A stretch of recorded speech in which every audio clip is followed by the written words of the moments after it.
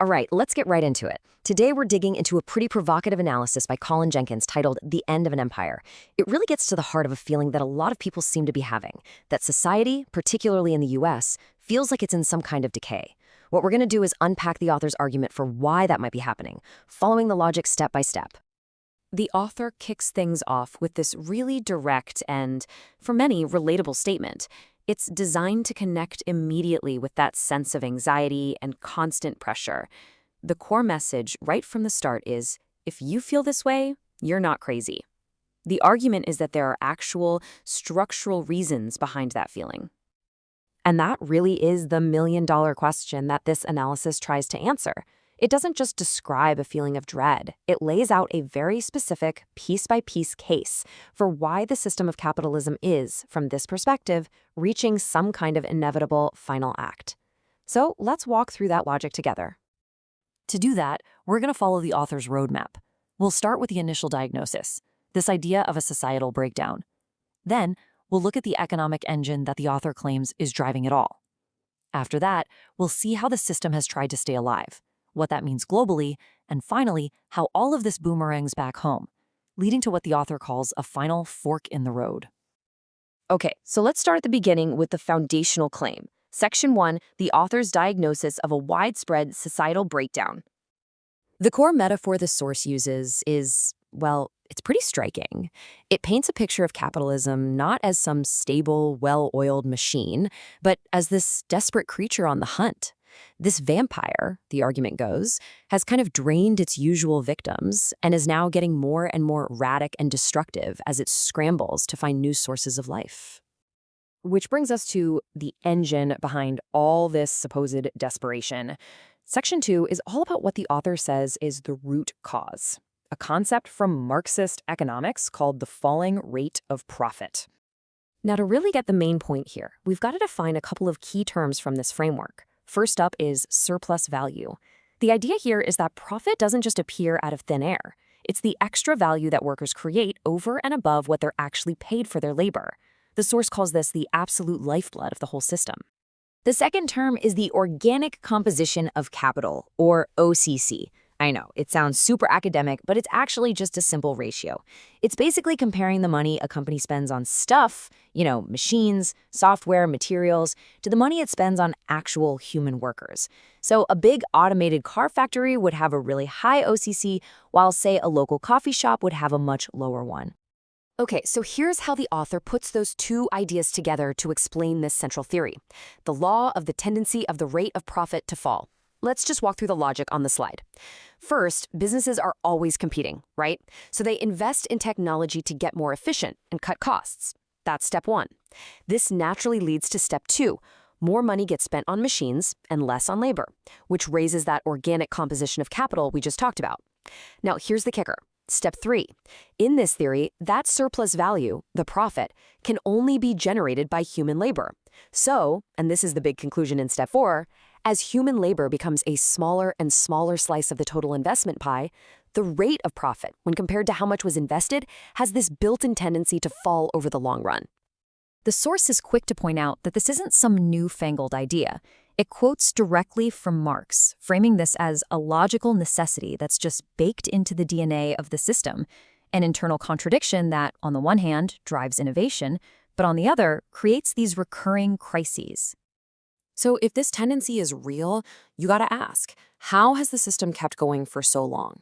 That brings us to section 3, which looks at the countermeasures the analysis says have been taken to keep the whole thing afloat. The source lays out a timeline based on economic data to make its case. It points to that post-World War II golden age with high profits, which then leads to a major crisis in the 1970s. You get this partial recovery during the neoliberal era, but that's followed by the 2008 crash and what the author calls a pretty weak recovery ever since, with the general trend pointing down. Now, this slide gets at a really critical distinction the author makes. The argument is that as it got harder to make a good profit in productive areas, actually making stuff, massive amounts of money shifted over into unproductive areas. We're talking about finance, real estate, the stock market, the whole world of making money from money, which is a process people often call financialization. And this is where the state, or the government, comes in. According to this analysis, it's basically turned into a life support system for this financialized economy. The argument is that through things like bailouts and monetary policy, the state absorbs the risk and eats the losses when big corporations fail, while the profits and the gains remain private. Now, according to the author, this constant internal pressure to find new profits, well, it can't stay contained within one country's borders. It has to go somewhere. This brings us to Section 4, which connects these domestic economic problems to the global system, in what the source calls a new stage of imperialism. The key idea here is something called monopoly capital. This describes a point in time where the old school idea of lots of small companies competing is basically over. Instead, what you have is a handful of massive global corporations that don't just dominate their markets, but, according to this theory, also dominate the political process. Once again, the source reaches back to a historical text, this time from Lenin, to build its case. The argument here is that this monopoly stage is the very foundation of modern imperialism, and that it naturally leads to stagnation and decay. Why? Because if you're a giant monopoly, there's just less pressure on you to innovate. So this all leads to what the author calls a new imperialist structure. The picture being painted is of a world economy controlled by a network of these huge monopolies, all of it backed up by the political and military power of the core countries, with the U.S. military being singled out as the primary enforcer of the system. So, the crucial question then becomes, what does this global system mean for the people living back at home?